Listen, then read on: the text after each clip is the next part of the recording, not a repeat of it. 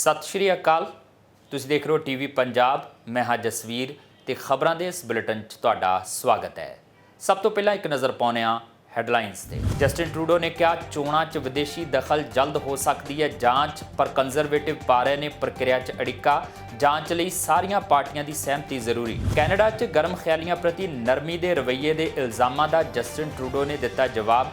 क्या कैनेडा अतवाद के खिलाफ? कैनेडा च अतवादी सरगर्म ने यह कहना गलत है। फैडरल सरकार लवेगी फेसबुक ते इंस्टाग्राम तो अपने विज्ञापन वापस। हैरीटेज मंत्री पाब्लो रॉड्रिग्स ने कहा कैनेडियन कंपनियां समेत होरनां नूं भी अजिहा करन लई प्रेरित करांगे। सरी च होया पहला इंटर कालेज यूथ फैसटीवल। भंगड़े ते गिद्धे दीआं टीमां ने पाईआं धमालां। सरी सिटी कौंसल के मेयर ब्रिंडा लॉक मुख मेहमान वजों होए शरीक। प्रधानमंत्री जस्टिन ट्रूडो का कहना है कि चोणां 'च विदेशी दखल के मामले 'च जनतक जांच करवाई जाएगी या नहीं, इस बारे लै गए फैसले का वो आने वाले हफ्तिਆਂ 'ਚ ऐलान करनगे। पर उन्होंने कहा कि इस प्रक्रिया 'ਚ कंजरवेटिवां वालों अड़िक्का डाया जा रहा है। पत्रकारां नाल गलबात करदਿਆਂ ट्रूडो ने कहा कि जांच किस तरह अते किस कोलों करवाई जाए, इस बारे फैसले उत्ते पहुंचण लई सारियां पार्टियां की सहमति ਜ਼ਰੂਰੀ ਹੈ। ਪ੍ਰਧਾਨ ਮੰਤਰੀ ਜਸਟਿਨ ਟਰੂਡੋ ਦਾ ਕਹਿਣਾ ਹੈ ਕਿ ਚੋਣਾਂ ਵਿੱਚ ਵਿਦੇਸ਼ੀ ਦਖਲ ਦੇ ਮਾਮਲੇ 'ਚ ਜਨਤਕ ਜਾਂਚ ਕਰਵਾਈ ਜਾਵੇਗੀ ਜਾਂ ਨਹੀਂ, ਇਸ ਬਾਰੇ ਲੈ ਗਏ ਫੈਸਲੇ ਦਾ ਉਹ ਆਉਣ ਵਾਲੇ ਹਫ਼ਤਿਆਂ 'ਚ ਐਲਾਨ ਕਰਨਗੇ। ਪਰ ਉਹਨਾਂ ਆਖਿਆ ਕਿ ਇਸ ਪ੍ਰਕਿਰਿਆ 'ਚ ਕੰਜ਼ਰਵੇਟਿਵਾਂ ਵੱਲੋਂ ਅੜਿੱਕਾ ਡਾਇਆ ਜਾ ਰਿਹਾ ਹੈ। ਪੱਤਰਕਾਰਾਂ ਨਾਲ ਗੱਲਬਾਤ ਕਰਦਿਆਂ ਟਰੂਡੋ ਨੇ ਕਿਹਾ ਕਿ ਜਾਂਚ ਕਿਸ ਤਰ੍ਹਾਂ ਅਤੇ ਕਿਸ ਕੋਲੋਂ ਕਰਵਾਈ ਜਾਵੇਗੀ, ਇਸ ਬਾਰੇ ਫੈਸਲੇ ਉੱਤੇ ਪਹੁੰਚਣ ਲਈ ਸਾਰੀਆਂ ਪਾਰਟੀਆਂ ਦੀ ਸਹਿਮਤੀ ਜ਼ਰੂਰੀ ਹੈ। ਕੰਜ਼ਰਵੇਟਿਵ ਆਗੂ ਪੀਅਰ ਪੋਲੀਏਵਰ ਨੇ ਕਿਹਾ ਹੈ ਕਿ ਉਹਨਾਂ ਦੀ ਪਾਰਟੀ ਸਿਰਫ ਉਸ ਸਮੇਂ ਹੀ ਸਹਿਯੋਗ ਕਰੇਗੀ ਜਦੋਂ ਟਰੂਡੋ ਇਸ ਗੱਲ ਦੀ ਪੁਸ਼ਟੀ ਕਰਨਗੇ ਕਿ ਜਾਂਚ ਹੋਣ ਜਾ ਰਹੀ ਹੈ। ਟਰੂਡੋ ਨੇ ਆਖਿਆ ਕਿ ਸੰਭਾਵੀ ਜਾਂਚ ਬਾਰੇ ਬਲਾਕ ਕਿਊਬਿਕ ਅਤੇ NDP ਨਾਲ ਗੱਲਬਾਤ ਜੂਨ 'ਚ ਸ਼ੁਰੂ ਹੋਈ ਸੀ ਅਤੇ ਇਹ ਵਿਚਾਰ ਵਟਾਂਦਰਾ ਸਕਾਰਾਤਮਕ ਢੰਗ ਨਾਲ ਅੱਗੇ ਵਧ ਰਿਹਾ ਹੈ। ਪਰ ਆਮ ਸਹਿਮਤੀ ਉੱਤੇ ਪਹੁੰਚਣ ਦੇ ਰਾਹ 'ਚ ਕੰਜ਼ਰਵੇਟਿਵਾਂ ਵੱਲੋਂ ਅੜਿੱਕਾ ਪਾਇਆ ਜਾ ਰਿਹਾ ਹੈ। ਇਹਨਾਂ ਆਰੋਪਾਂ ਬਾਰੇ ਗੱਲ ਕਰਦਿਆਂ conservative house leader Andrew sheer ਨੇ ਬੁੱਧਵਾਰ ਨੂੰ ਇੱਕ ਬਿਆਨ ਜਾਰੀ ਕਰਕੇ ਕਿਹਾ ਕਿ ਪ੍ਰਧਾਨ ਮੰਤਰੀ ਵੱਲੋਂ ਕੀਤੀਆਂ ਜਾ ਰਹੀਆਂ ਇਸ ਤਰ੍ਹਾਂ ਦੀਆਂ ਟਿੱਪਣੀਆਂ ਝੂਠੀਆਂ ਨੇ। उन्होंने कहा कि पिछले महीने लगभग हर हफ्ते सारियां पार्टियां इस मामले 'च जनतक जांच करवाए जाण संबंधी शर्तां ते सहमति बनाउण लई कई बार मिल चुकियां ने। उन्होंने आख्या कि कंजरवेटिव वालों सारियां पार्टियां नूं पूरा सहयोग दिता जा रहा है ते सानूं आस है कि इस बारे जल्द ही सहमति बन जाएगी।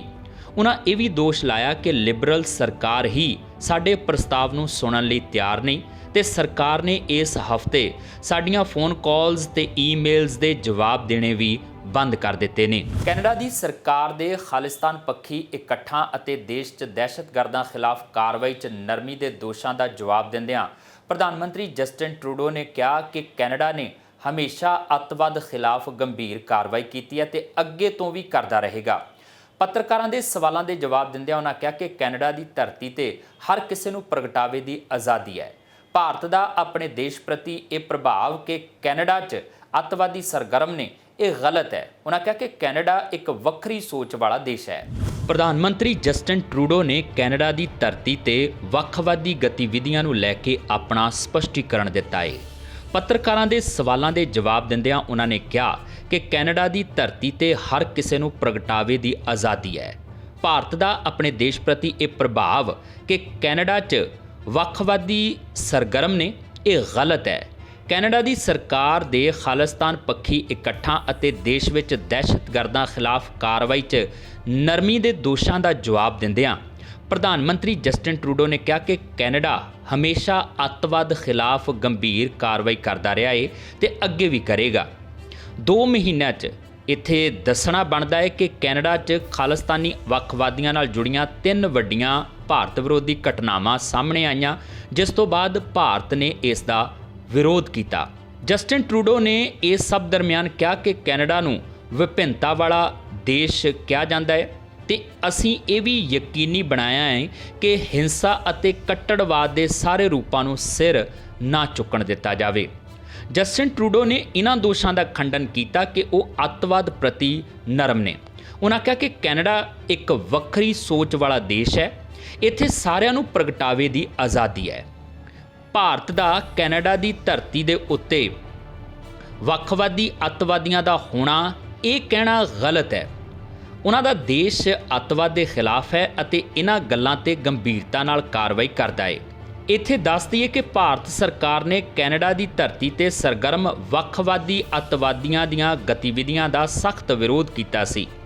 ਕੈਨੇਡਾ ਦੇ ਸ਼ਹਿਰ ਬਰੈਂਪਟਨ 'ਚ ਨਗਰ ਕੀਰਤਨ ਦੌਰਾਨ ਭਾਰਤ ਦੀ ਸਾਬਕਾ ਪ੍ਰਧਾਨ ਮੰਤਰੀ ਇੰਦਰਾ ਗਾਂਧੀ ਦੀ ਝਾਕੀ ਤੇ ਫਿਰ ਹਰਦੀਪ ਸਿੰਘ ਨਿੱਜਰ ਦੀ ਹੱਤਿਆ ਤੋਂ ਬਾਅਦ ਪੋਸਟਰ ਜਾਰੀ ਕਰਨ ਤੇ ਵਿਅੰਗ ਕੱਸਦੇ ਹੋਏ ਕਿਹਾ ਗਿਆ ਸੀ ਕਿ ਇਸ ਨਾਲ ਆਪਸੀ ਰਿਸ਼ਤੇ ਪ੍ਰਭਾਵਿਤ ਹੋ ਸਕਦੇ ਨੇ। ਦੱਸਦੀ ਕਿ ਭਾਰਤ ਦੇ ਵਿਦੇਸ਼ ਮੰਤਰੀ ਡਾਕਟਰ ਐਸ ਜੈ ਸ਼ੰਕਰ ਨੇ ਕੈਨੇਡੀਅਨ ਸਰਕਾਰ ਨੂੰ ਵੱਖਵਾਦੀ ਸਮਰਥਕਾਂ ਨੂੰ ਜਗ੍ਹਾ ਨਾ ਦੇਣ ਦੀ ਅਪੀਲ ਕੀਤੀ। ਇਸ ਨਾਲ ਭਾਰਤ ਨਾਲ ਉਹਨਾਂ ਦੇ ਸਬੰਧਾਂ ਤੇ ਅਸਰ ਪੈ ਸਕਦਾ ਹੈ। Canada has always taken extremely seriously violence and threats of violence. We've always taken serious action against terrorism, and we always will. We have an extremely diverse country, and freedom of expression is something that we have, but we will always make sure that we are pushing back against violence and extremism in all its forms. Grocery ਦੀ ਛੋਟ ਦੇ check Canadian ਦੇ bank ਖਾਤਿਆਂ 'ਚ ਆਉਣੇ ਸ਼ੁਰੂ ਹੋ ਗਏ ਨੇ। ਫੈਡਰਲ ਸਰਕਾਰ ਨੇ ਲਗਭਗ 11 ਮਿਲੀਅਨ ਘੱਟ ਅਤੇ ਮਾਮੂਲੀ ਆਮਦਨ ਵਾਲੇ ਪਰਿਵਾਰਾਂ ਲਈ ਟੀਚਾ ਮਹਿੰਗਾਈ ਰਾਹਤ ਵਜੋਂ ਇੱਕ ਵਾਰ ਬਿੱਲ ਦਾ ਭੁਗਤਾਨ ਕੀਤਾ ਹੈ। ਸਰਕਾਰ ਦੀ ਗਰੋਸਰੀ ਦੀ ਛੋਟ ਸੰਘਰਸ਼ ਕਰ ਰਹੇ ਕੈਨੇਡੀਅਨਾਂ ਦੀ ਮਦਦ ਲਈ ਕਾਫੀ ਨਹੀਂ।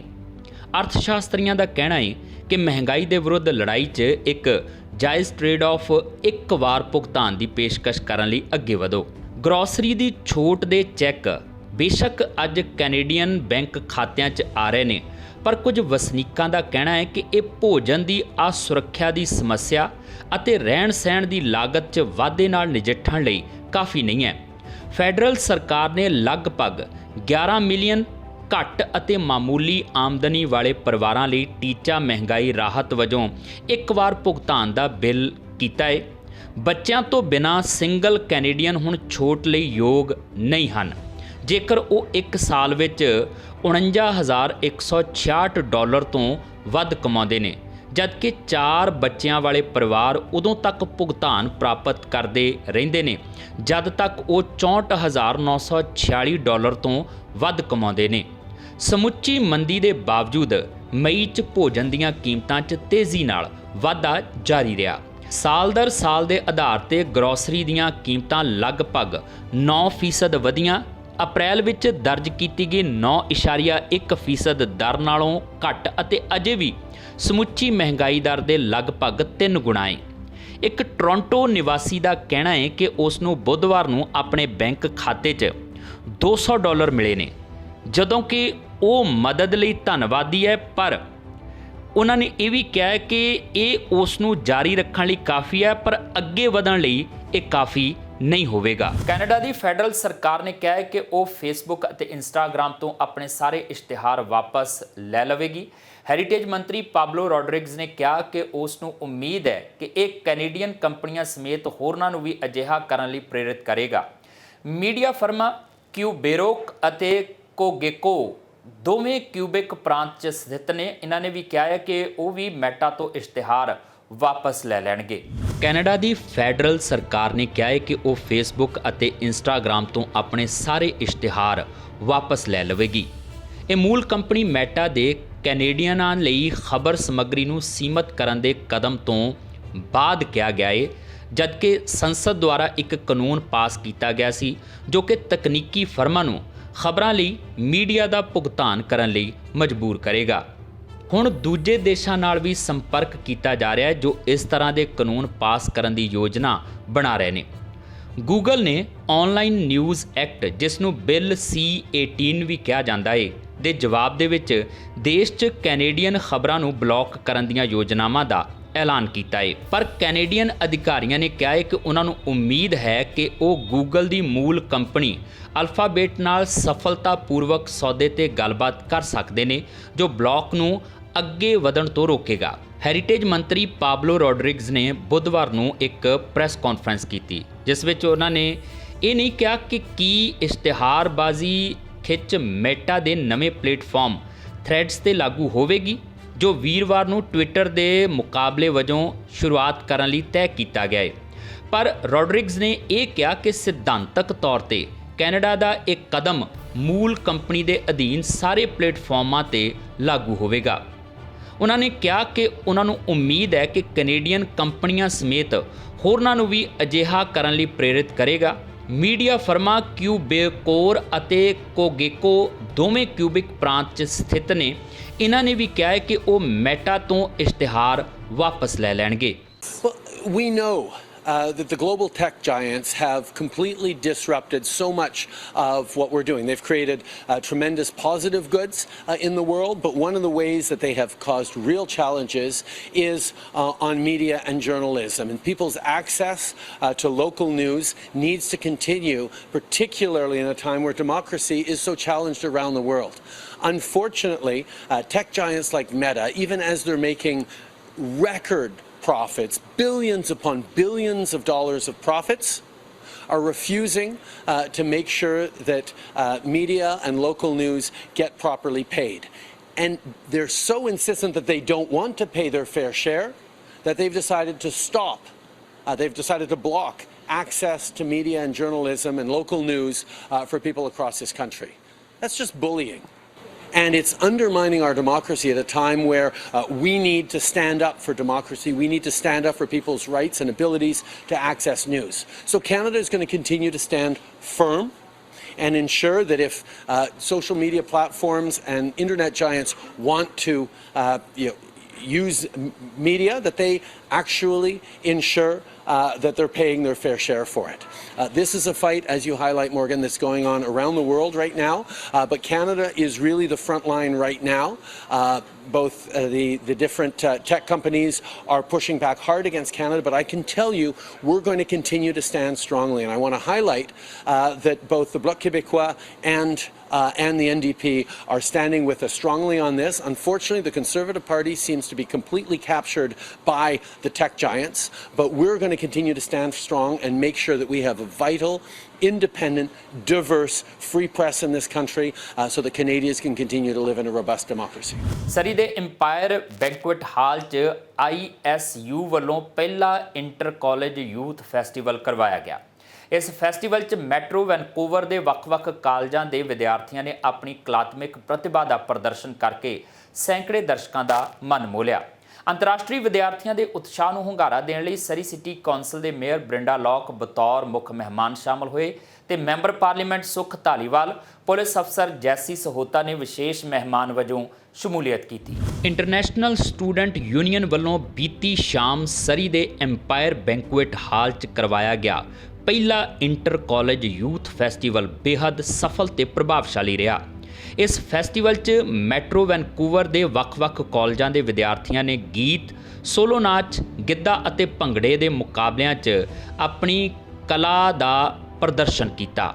ਸਭ ਤੋਂ ਪਹਿਲਾਂ ਹੋਏ ਗੀਤ ਮੁਕਾਬਲੇ 'ਚ ਸਾਰੇ ਵਿਦਿਆਰਥੀ ਗਾਇਕਾਂ ਦੀ ਪੇਸ਼ਕਾਰੀ ਨੇ ਉਹਨਾਂ ਵਿਚਲੀ ਸੰਭਾਵਨਾ ਨੂੰ ਖੂਬਸੂਰਤ ਅੰਦਾਜ਼ 'ਚ ਉਜਾਗਰ ਕੀਤਾ। ਗਿੱਧੇ ਦੇ ਮੁਕਾਬਲੇ 'ਚ ਲੰਗਾਰਾ ਕਾਲਜ ਅਤੇ KPU ਦੀਆਂ ਟੀਮਾਂ ਨੇ ਨੱਚ ਧਮਾਲ ਪਾਈ। ਇਸੇ ਤਰ੍ਹਾਂ ਭੰਗੜੇ ਦੇ ਮੁਕਾਬਲੇ 'ਚ ਕੋਲੰਬੀਆ ਕਾਲਜ ਦੀ ਭੰਗੜਾ ਟੀਮ ਅਤੇ KPU ਦੀ ਭੰਗੜਾ ਟੀਮ ਨੇ ਦਿਲਕਸ਼ ਪੇਸ਼ਕਾਰੀ ਨਾਲ ਪ੍ਰੋਗਰਾਮ ਨੂੰ ਸਿਖਰਾਂ ਤੇ ਪਹੁੰਚਾਇਆ ਅਤੇ ਦਰਸ਼ਕਾਂ ਦੇ ਮਨਾਂ ਤੇ ਅਮਿਟ ਛਾਪ ਛੱਡੀ। ਇਸ ਮੁਕਾਬਲੇ 'ਚ KPU ਦੇ ਕਲਾਕਾਰਾਂ ਨੇ ਬਾਜ਼ੀ ਮਾਰੀ ਤੇ ਕੋਲੰਬੀਆ ਕਾਲਜ ਦੇ ਕਲਾਕਾਰ ਦੂਜੇ ਸਥਾਨ ਤੇ ਰਹੇ। ਕੈਨੇਡਾ ਦੀ ਧਰਤੀ ਤੇ ਇਹ ਪਹਿਲਾ ਪ੍ਰੋਗਰਾਮ ਸੀ ਜਿਸ ਵਿੱਚ ਪੰਜਾਬ ਦਾ ਜਵਾਨ ਦਿਲ ਧੜਕ ਰਿਹਾ ਸੀ। ਸੈਂਕੜੇ ਜਵਾਨ ਦਿਲਾਂ ਦੀ ਆਵਾਜ਼ ਸਾਫ਼ ਸੁਣਾਈ ਦੇ ਰਹੀ ਸੀ। ਅੰਤਰਰਾਸ਼ਟਰੀ ਵਿਦਿਆਰਥੀਆਂ ਦੇ ਉਤਸ਼ਾਹ ਨੂੰ ਹੁੰਗਾਰਾ ਦੇਣ ਲਈ ਸਰੀ ਸਿਟੀ ਕੌਂਸਲ ਦੇ ਮੇਅਰ ਬ੍ਰਿੰਡਾ ਲੌਕ ਬਤੌਰ ਮੁੱਖ ਮਹਿਮਾਨ ਸ਼ਾਮਲ ਹੋਏ ਅਤੇ ਮੈਂਬਰ ਪਾਰਲੀਮੈਂਟ ਸੁਖ ਧਾਲੀਵਾਲ, ਪੁਲਿਸ ਅਫਸਰ ਜੈਸੀ ਸਹੋਤਾ ਨੇ ਵਿਸ਼ੇਸ਼ ਮਹਿਮਾਨ ਵਜੋਂ ਸ਼ਮੂਲੀਅਤ ਕੀਤੀ।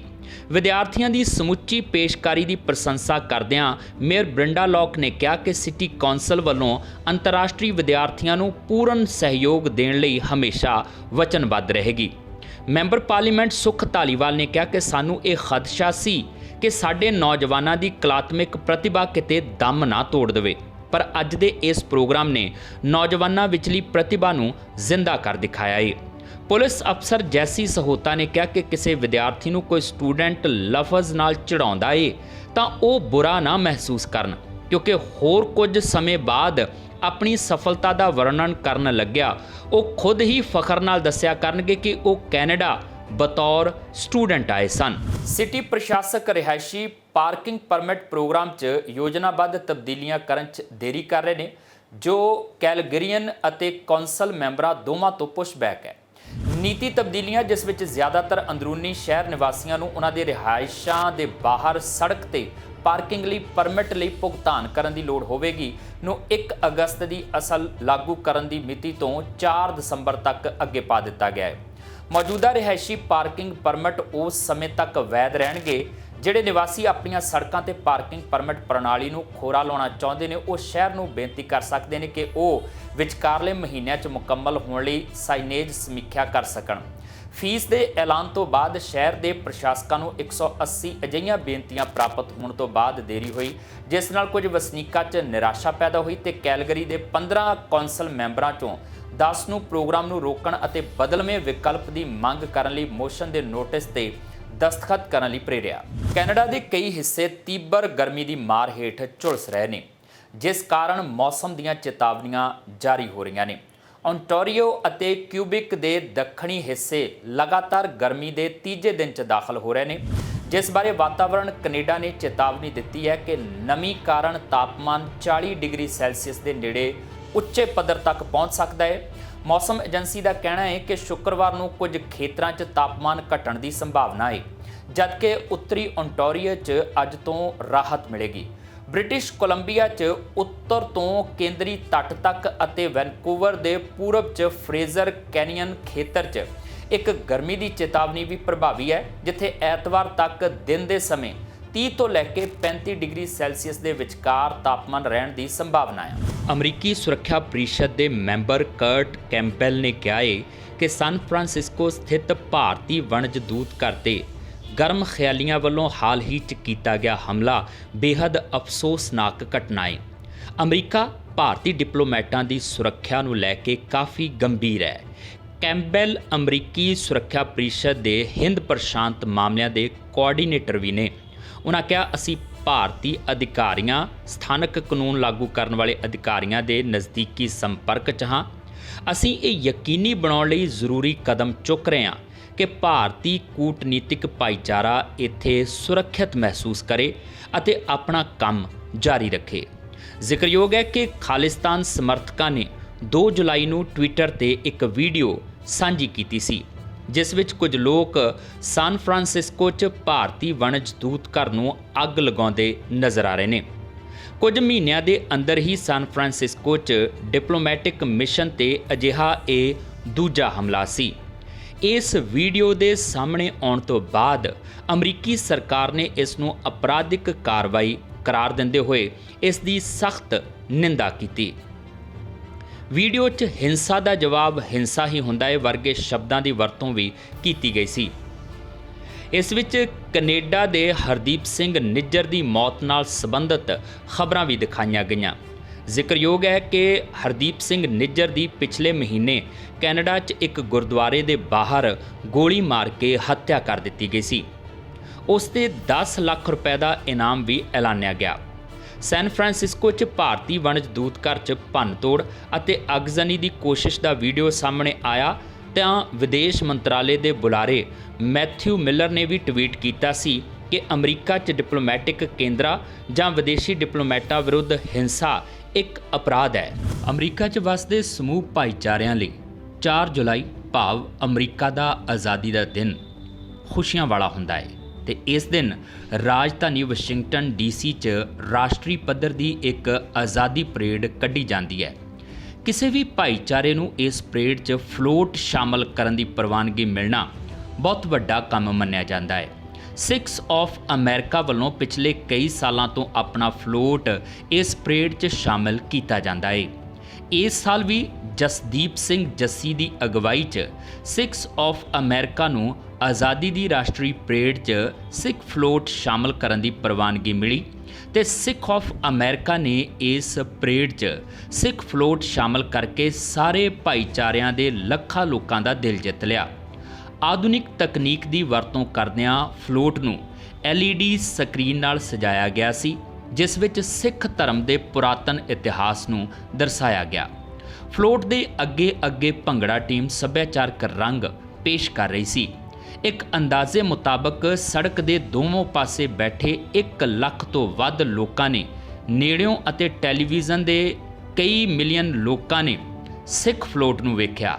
ਚੇਅਰਮੈਨ ਜਸਦੀਪ ਸਿੰਘ ਜੱਸੀ ਨੇ ਕਿਹਾ ਕਿ ਸਿੱਖ ਆਫ ਅਮਰੀਕਾ ਦਾ ਮੁੱਖ ਮਕਸਦ ਦੂਜੇ ਭਾਈਚਾਰਿਆਂ ਨੂੰ ਸਿੱਖੀ ਦੀ ਪਛਾਣ ਅਤੇ ਸਿੱਖੀ ਦੇ ਸੰਕਲਪ ਬਾਰੇ ਦੱਸਣ ਤੋਂ ਇਲਾਵਾ ਅਮਰੀਕਾ 'ਚ ਫੌਜ, ਪੁਲਿਸ, ਅਕਾਦਮਿਕ, ਆਰਥਿਕ ਖੇਤਰ, ਬਿਜ਼ਨਸ ਅਤੇ ਸਿਆਸੀ ਯੋਗਦਾਨ ਬਾਰੇ ਵੀ ਦੱਸਣਾ ਸੀ। ਸਿੱਖ ਫਲੋਟ ਦੇ ਨਾਲ ਲਾਲ ਪੱਗਾਂ, ਚਿੱਟੀਆਂ ਕਮੀਜ਼ਾਂ, ਨੀਲੀਆਂ ਪੈਂਟਾਂ ਅਤੇ ਅਮਰੀਕੀ ਫਲੈਗ ਦੀ ਟਾਈ ਪਹਿਨੇ ਮਰਦ ਅਤੇ ਅਮਰੀਕੀ ਝੰਡੇ ਦੇ ਸਕਾਰਫ ਅਤੇ ਚਿੱਟੇ ਕੱਪੜੇ ਪਹਿਨੀ ਔਰਤਾਂ ਫਲੋਟ ਦੀ ਸ਼ਾਨ ਨੂੰ ਵਧਾ ਰਹੇ ਸਨ।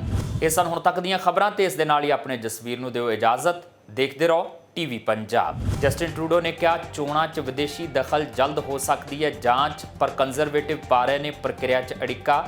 ਜਾਂਚ ਲਈ ਸਾਰੀਆਂ ਪਾਰਟੀਆਂ ਦੀ ਸਹਿਮਤੀ ਜ਼ਰੂਰੀ। ਕੈਨੇਡਾ 'ਚ ਗਰਮ ਖਿਆਲੀਆਂ ਪ੍ਰਤੀ ਨਰਮੀ ਦੇ ਰਵੱਈਏ ਦੇ ਇਲਜ਼ਾਮਾਂ ਦਾ ਜਸਟਿਨ ਟਰੂਡੋ ਨੇ ਦਿੱਤਾ ਜਵਾਬ। ਕਿਹਾ ਕੈਨੇਡਾ ਅੱਤਵਾਦ ਦੇ ਖਿਲਾਫ, ਕੈਨੇਡਾ 'ਚ ਅੱਤਵਾਦੀ ਸਰਗਰਮ ਨੇ ਇਹ ਕਹਿਣਾ ਗਲਤ ਹੈ। ਫੈਡਰਲ ਸਰਕਾਰ ਲਵੇਗੀ ਫੇਸਬੁੱਕ ਤੇ ਇੰਸਟਾਗ੍ਰਾਮ ਤੋਂ ਆਪਣੇ ਵਿਗਿਆਪਨ ਵਾਪਸ। ਹੈਰੀਟੇਜ ਮੰਤਰੀ ਪਾਬਲੋ ਰੋਡਰਿਗਜ਼ ਨੇ ਕਿਹਾ ਕੈਨੇਡੀਅਨ ਕੰਪਨੀਆਂ ਸਮੇਤ ਹੋਰਨਾਂ ਨੂੰ ਵੀ ਅਜਿਹਾ ਕਰਨ ਲਈ ਪ੍ਰੇਰਿਤ ਕਰਾਂਗੇ। ਸਰੀ 'ਚ ਹੋਇਆ ਪਹਿਲਾ ਇੰਟਰ ਕਾਲਜ ਯੂਥ ਫੈਸਟੀਵਲ। ਭੰਗੜੇ ਤੇ ਗਿੱਧੇ ਦੀਆਂ ਟੀਮਾਂ ਨੇ ਪਾਈਆਂ ਧਮਾਲਾਂ। ਸਰੀ ਸਿਟੀ ਕੌਂਸਲ ਦੇ ਮੇਅਰ ਬ੍ਰਿੰਡਾ ਲੌਕ ਮੁੱਖ ਮਹਿਮਾਨ ਵਜੋਂ ਹੋਏ ਸ਼ਰੀਕ।